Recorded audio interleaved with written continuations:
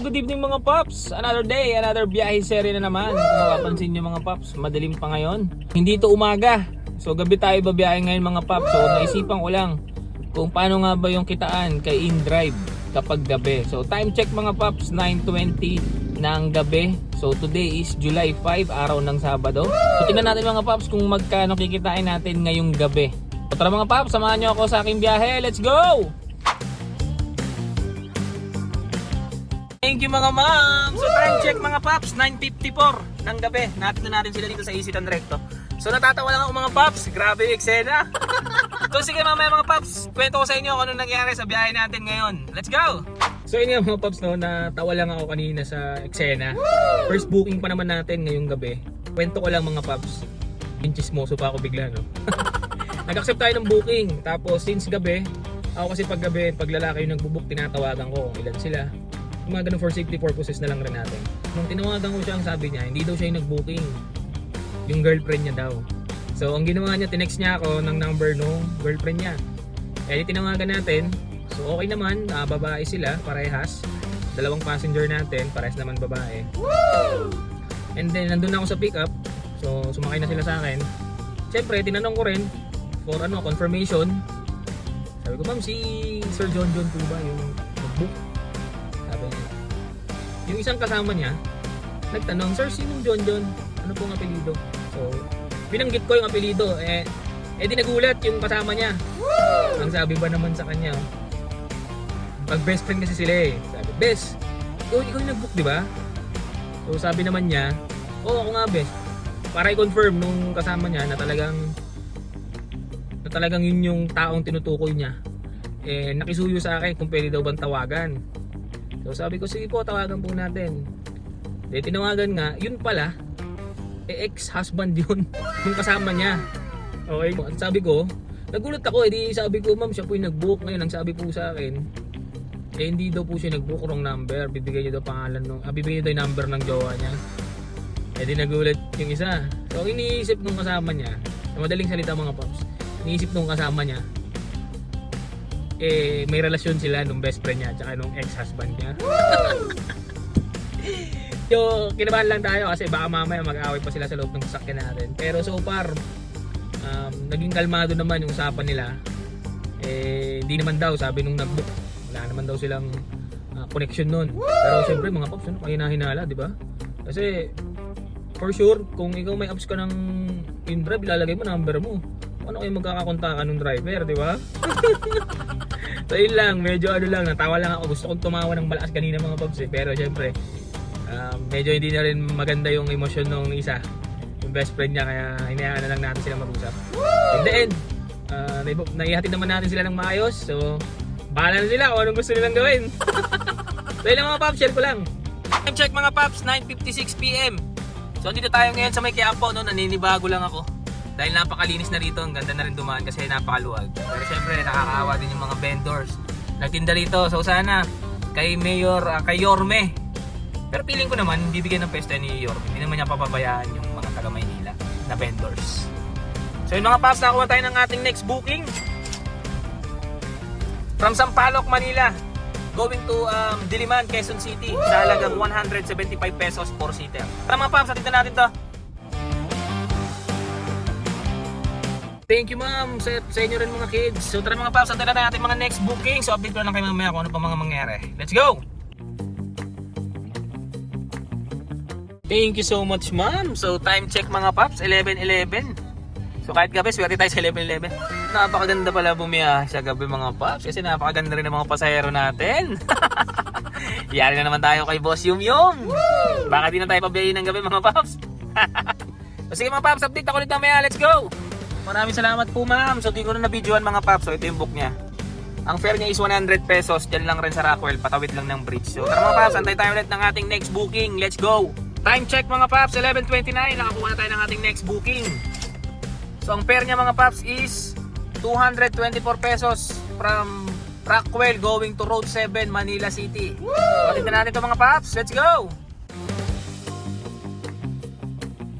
Thank you so much ma'am. So time check mga paps, 11:53 PM. So antay tayo ng ating next booking. Let's go. Time check mga paps, 11:59. Nakakuha na tayo ng ating next booking from Cubao, Quezon City going to Mandaluyong. Ang kanyang fare is 175 pesos. So tara mga paps, hatid na natin to. Let's go! Time check mga paps, 12:07. So kinancel yung ating booking kanina pero meron na kagad tayong booking na mas malapit kasi ayoko na rin lumayo. Gusto ko QC na lang ako. Paisa-isang daan, pwede na tayo dun mga paps. Delikado na rin. So mga paps, from Amaya Sky, Cubao Tower, going to Telus. Dito lang rin yung sa Cubao mga paps. So ganun lang, di ba mga paps? Meron tayo 70 pesos. So mga paps, hatid na natin to. Let's go! So mga paps, hatid na rin natin si ma'am dito sa may Telus. So time check mga paps, 12:18. So plano ko lang bumiyahe mga 1 or 2 AM lang. Ayoko na rin masyadong magpuyat. So antayin na natin next booking mga paps. Let's go. Time check mga paps, 12:19. So nakakuha tayo ng ating next booking from Cubao going to Novaliches. 4-seater ang kanyang fare mga paps is 325 pesos. So tara mga paps, hatid na natin to. Let's go.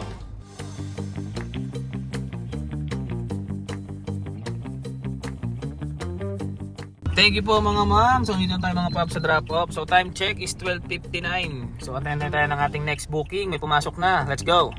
Time check mga paps. Okay, kakababa lang ng passenger natin. Di na ako nakapag-video mga paps kasi uwing-uwi na rin ako. Inaantok na ako. Di talaga ako sanay bumiyahe ng panggabi. So yan, nandito na ako sa Agham Road. Malapit na to sa amin. So pakita ko lang mga paps. Nakaka 120 kilometers na tayo. So gawin na lang natin 121 yan para sa ating gas consumption mga paps. So tara mga paps, mag-compute na tayo. So yun mga paps, touchdown na, nakauwi na rin tayo. So time check mga paps is 2:10 AM na. Bago pa tayo mag-compute, no? Gusto ko lang mag-share ng aking experience sa pagbiyahe sa gabi, okay? So meron siyang good thing tsaka bad thing sa pagbiyahe ng gabi. Alam ko naman, alam rin to ng nakararami. Pero para to sa mga baguhan na mga TNBS driver, kung ano bang senaryo kapag gabi, okay? So number 1 mga paps, syempre risky siya. Okay? Ibig sabihin delikado. Lalo na ganitong oras naglalabasan yung mga masasamang ehemplo ng mga passenger. Di ko naman nila lahat mga paps. Pero syempre, base na lang rin sa mga experience ng iba nating kapwa biyahero. Sa mga balita rin, di ba? Mga ganitong oras gumagawa ng kasakiman. Kaya para sa akin, no, di lang doble, mag-triple ingat kapag gabi. Okay mga paps?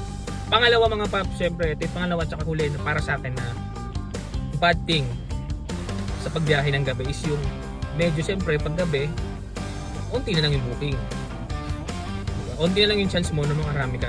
Tapos malalayo pa yung mga pick up mga paps. Syempre since unti na nga lang yung booking, syempre pagtsatsagaan mo na yung mga 2 to 3 kilometers na pick up para lang kumita, di ba? So ang number 1 good thing naman mga paps ay walang ka-traffic.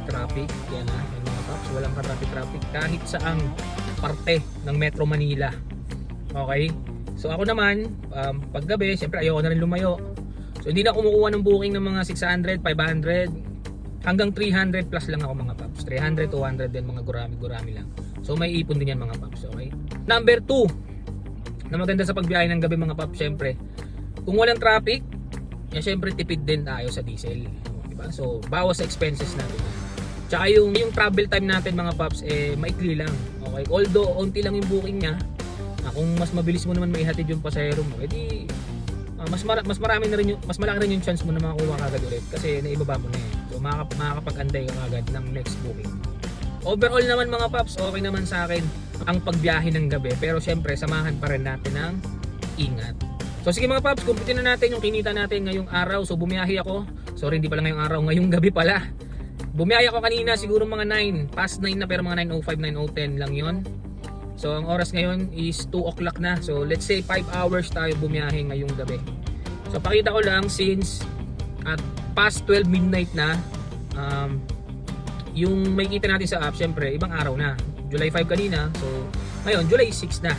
So pakita ko na lang rin. So meron tayong kinita kanina mula alas 9 hanggang alas 12 ng gabi na 1,362 mga paps. Ayan. Tapos dagdag natin yung ngayong gabi. Okay, so July 6. Yan, 355 pesos. No? Bale, sa 5 hours nga yun mga paps, kumain pa ako dun. Pahinga pa ako, siguro mga naka 20 o 30 minutes din ako. So check natin mga paps kung magkano yung ating gross income.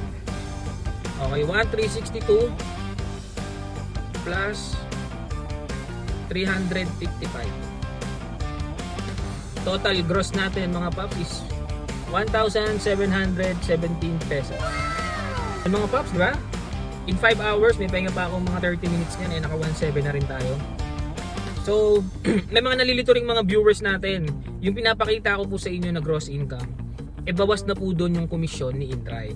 Hindi na po natin binabawas sa expenses yung top up. Kasi, gaya nga po ng sabi ko, itong pinapakita ko sa inyong gross income, bawas na po ang komisyon ni InDrive.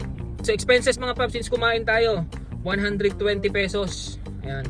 Then yung ating expenses sa diesel is tansya ko dito is 600 pesos lang. 500 to 600 pesos. Kasi 121 kilometers tinakbo natin. So mga more or less ganun lang siya, 500 to 600 pesos. So gawin natin 600 mga paps, yung pinakamalaki na. So yung mga paps, di ba? Meron tayong 997 pesos na natira. Diba? Sa loob lang ng 5 oras mga paps, kumita pa tayo ng halos 1,000. Kasi hindi ko pa sinama dyan yung mga tips natin. So nagkamali ako sa computation natin pala mga paps, sorry. Kasi hindi ko na nga pala binabawas sa expenses yung pagkain. Kasi sa tip ko na kinukuha yon. At the same time, hindi ko na rin sinasama yung tip sa ating computation. Kasi nga, yun na rin yung pinangkakain natin. So add lang natin ulit yung 120 na binawas ko. So meron tayong 1,117 pesos mga paps. Diba? Hindi na rin masama. Minimum din yan. Nagtrabaho lang ako ng 4.5 hours or 5 hours. Sama na natin yung break time eh. Kaya okay din pala talaga bumiyahe ng gabi. So yun mga paps, no, nakita na natin yung ating computation. Siyempre, punta naman tayo sa ating segment na shoutout. Ayos, di ba? Shoutout. So ito, shoutout kay Papa Joms. Yan. Biyahero rin po natin yan mga paps. Napakasipag din po bumiyahe yan. Papa Joms, mag-ingat ka palagi. God bless you. More bookings to come. Let's go. So yun lang mga paps, sana nag-enjoy kayo sa ating munting video at magkita kayo tayo ulit sa ating susunod na mga biyahe. Kaya sa mga bagong viewers natin dyan mga paps, huwag niyong kakalimutang mag-like at subscribe para naman magtuloy-tuloy ang ating paggawa ng videos. Kaya mga paps, magkita tayo ulit sa ating susunod na biyahe. Paalam!